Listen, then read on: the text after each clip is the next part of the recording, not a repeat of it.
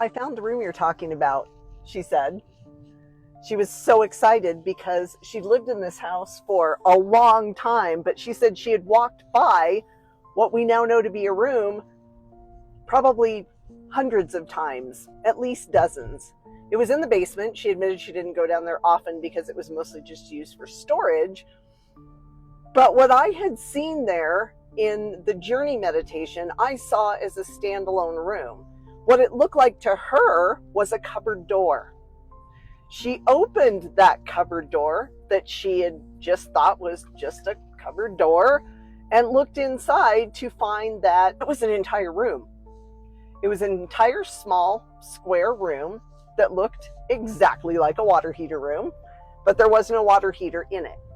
What she found was a rat's nest of cords and wires and things that looked electrical and very old. Now she's concerned that maybe the smoke or the fog that I'm seeing is a premonition that possibly is a warning to her that an electrical fire is imminent. That's a bit of a reach, but her house, this is her information. She can do with it whatever makes sense to her.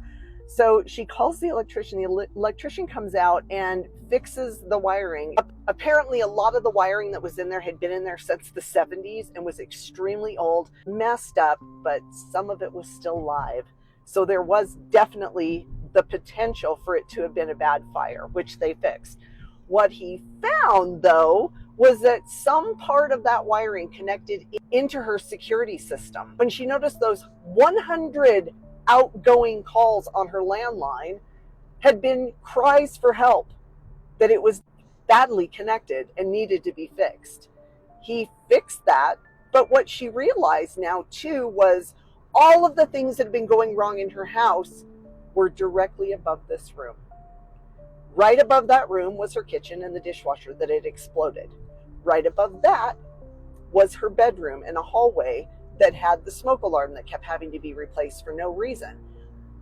What she also noticed was she had received a mirror that she didn't clear when she brought home. They had picked it up at an antique store that also hung right above that area. So she clears the mirror, she does a clearing of the house, and all of the stuff stops. All of the bad issues that were going on, the weird things breaking down, the noises. But we still haven't talked about Irma.